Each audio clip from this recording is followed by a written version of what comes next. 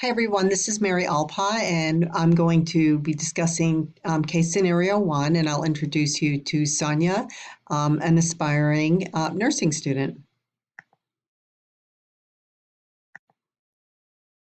So here's a brief introduction. Sonia is intrinsically motivated and a high achiever throughout her high school career. She maintained a B average, had high career aspirations, knew from the very beginning that she wanted to go into the healthcare field. She did not take any dual enrolled or college credit bearing classes. However, she did very well in her rigorous academic courses that allow her to graduate on time. Sonia also identifies with a very strong family support network. Both parents are married, and both parents are actively involved in her life. She does identify as Latina. She's a first generation college student, and we know she's very career focused. And specifically, she aspires to be a nurse and has held on to this dream since she was 8 years old.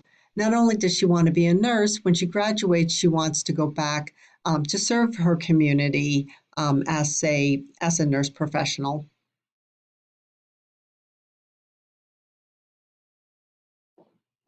So in this case scenario, there's lots of student development issues and theories at play, but one of the largest one is intersectionality, which means that there are various sections or pieces of the student's life, and they're beginning to intersect at various points, which may cause some inequities if not addressed regularly. So, some of the areas in which Sonia identifies is she's a first generation student, which means she's still in the process of assimilating into a college culture, which is very different than the high school experience. So not as only is she not familiar with the high school or with the college culture, there's also issues of academic discourse. And that's the language that universities and post-secondary institutions use that define their own culture. And for a first generation student, this language and the nuances of the language are all very new. And as a first generation student, Sonia is also in need of financial aid. So she did qualify for some scholarships, which will pay for about a third of her tuition, but the rest of it will come from financial aid. And that weighs heavily on students because financial aid is dispersed in limited semesters. So most students that are on financial aid have to be on a plan, a career plan, and they have to follow that through pretty rigorously. Sonia also identifies as Latina, and there's some family influences that are creating some barriers to this transition. So there is the parental understanding of the scope of a college student and what that means to be a student. And then there's also college expectations. So we know that her parents are very supportive, her mom more than her dad, in terms of flexibility and time and resources, but both want the best for her, as does the college. But there are some competing value systems that I'll discuss later on in this presentation. Sonia also has very strong interpersonal characteristics. She is very motivated. She has had career aspirations. She was 8 years old. She knows that she needs to start college right away as soon as she graduates from high school. And she's self regulated enough to know that she does have some motivation problems if as that steps away from her academics for too long. She knows she needs to be continually engaged in order to find success. So, some of the biggest barriers for Sonia are institutional barriers. So, there's issues of accreditation standards. So, standards that the college itself has put in place for admissions, but there's also competing state standards for what benchmark students need to meet in order to start at college level in a designated degree program. But the articulation of those admission standards is very convoluted. So Sonia received a letter understanding that she needed to begin as a summer bridge student her first year. If she completed that first year, then she would have unconditional admittance into the nursing program. But what she didn't understand and was very confused is that there's also competing Texas state standards that says so when students show up at college, they need to take placement tests, and there's benchmarks for when students can go into college level classes and when they have to pull back a little bit and take some foundational classes. And that was the misarticulation from the college, not defining those clear benchmarks that made Sonia very confused as to whether she wanted to attend college right away, and her parents were not sure what the right decision for her was going to be.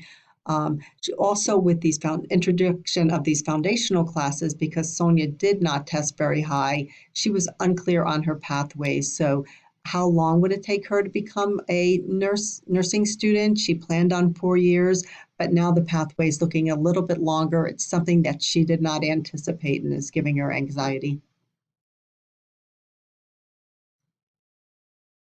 So at the very least, there's some recommendations that other colleges across the nation have adopted, and the first is clear articulation of institutional admissions policies. And those admissions policy have to line up with any state mandates or state benchmarks. So they can, although they may be funded differently, and they could be different accrediting bodies overseeing those benchmarks. Those benchmarks have to strategically align. For many college students like Sonia, the second area where she was misinformed was going in to take that placement test. Many colleges, in response to students that are testing a little bit lower, have test preparation programs. And those test preparation programs review some basic skills for areas that students might not be familiar with because they've been out of school for a while.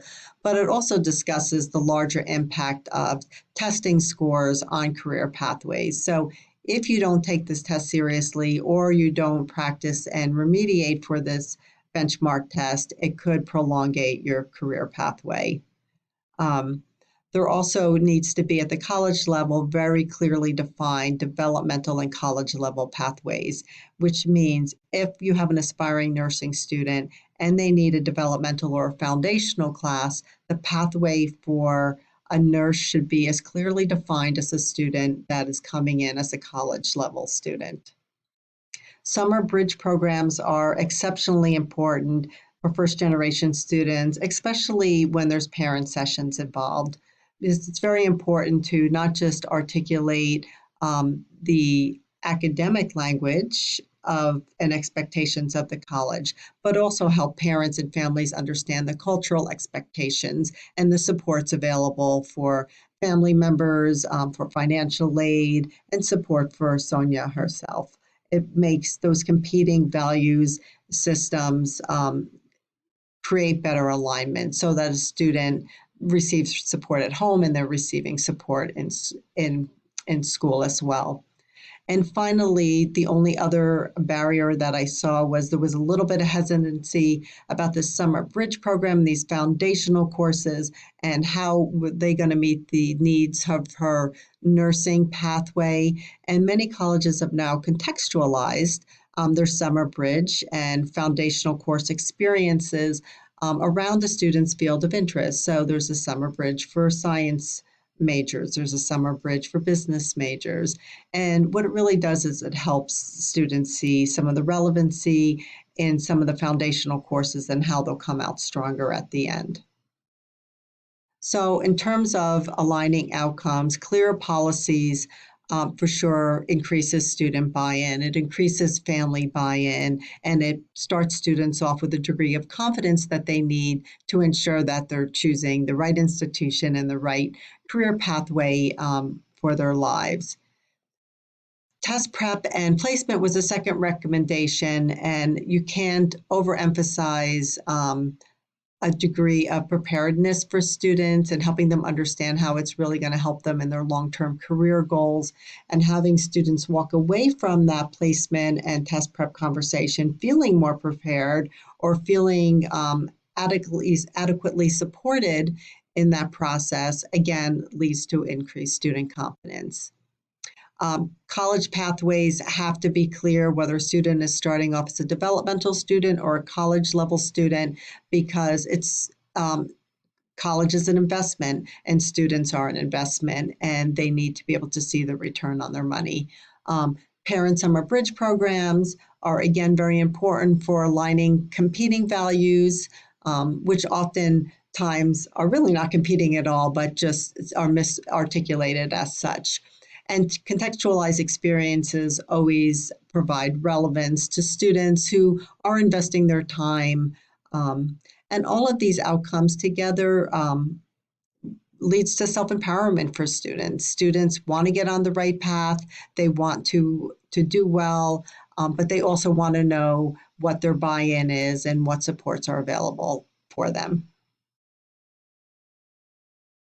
So this is the reference page. This is the last page. If you have anything that you would like to look up, I have information on student development theory. I have an overview of the Texas state initiatives. If you would like to go to that, all of the links are embedded in this particular document as well. So thank you very much. Have a nice night.